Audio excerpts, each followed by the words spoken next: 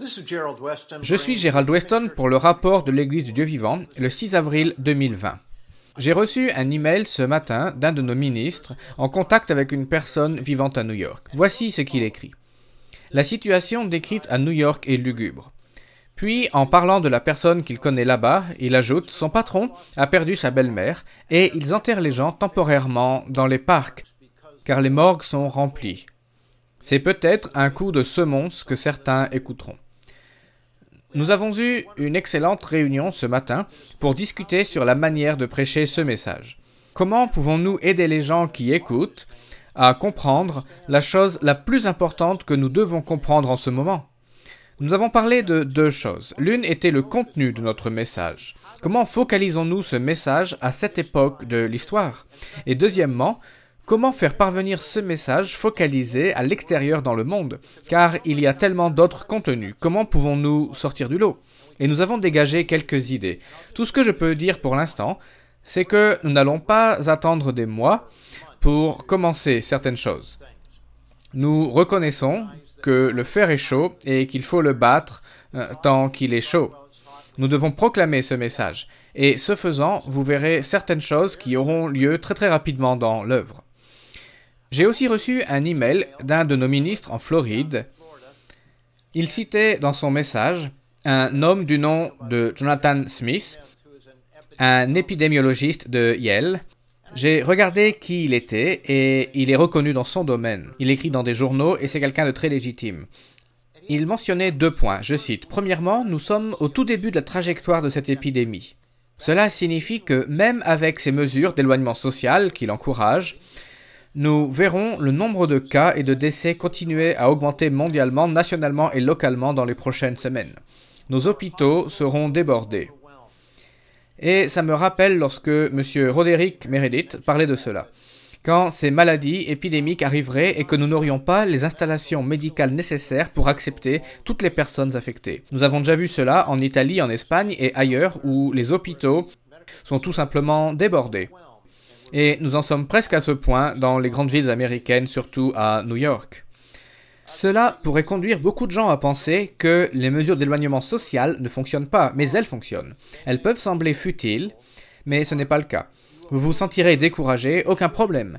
C'est normal dans le chaos. Mais c'est aussi la trajectoire normale d'une épidémie. Restez calme. Puis voici le deuxième point qu'il porte à notre attention. Les unes après les autres, les études montrent que même s'il y a un tout petit lien entre les groupes, par exemple des dîners, des rassemblements d'enfants, etc., la trajectoire de l'épidémie est presque identique que si nous ne prenions aucune mesure. Il ajoute, vous devriez percevoir votre famille entière fonctionnant comme une seule unité individuelle. Si une personne se met en danger, tout le monde dans l'unité est en danger. Les liens sociaux, apparemment insignifiants, deviennent plus grands et plus complexes à une allure effrénée. Si votre fils visite sa petite amie, puis que vous preniez le café avec votre voisin est désormais lié à l'employé de bureau infecté à qui la mère de la petite amie de votre fils a serré la main. Ça peut sembler ridicule, mais ce n'est pas le cas. Ce n'est pas une blague ni une hypothèse.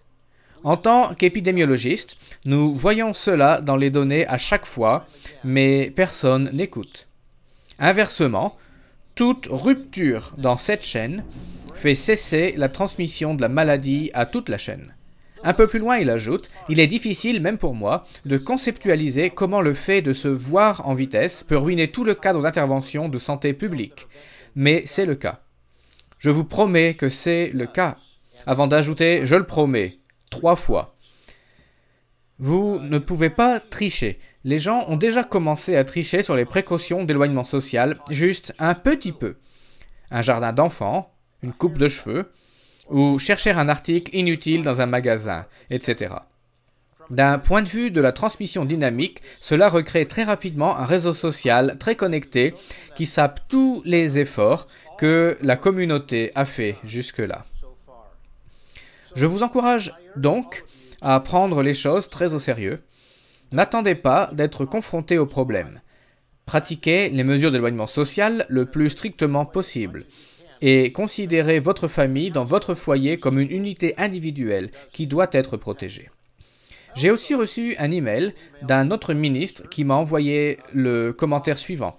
Cela vient de Wyatt Cesialka, dans l'est de la Caroline du Nord.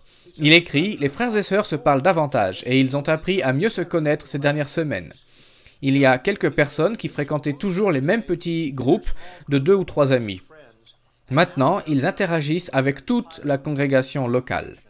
Bien entendu, il parle ici d'interaction et de contact à distance par Webex ou Skype ou d'autres moyens de communication.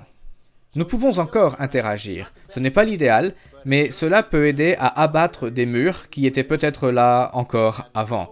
J'espère que vous prenez soin les uns des autres, que vous communiquez avec les autres en montrant de l'amour pour les autres.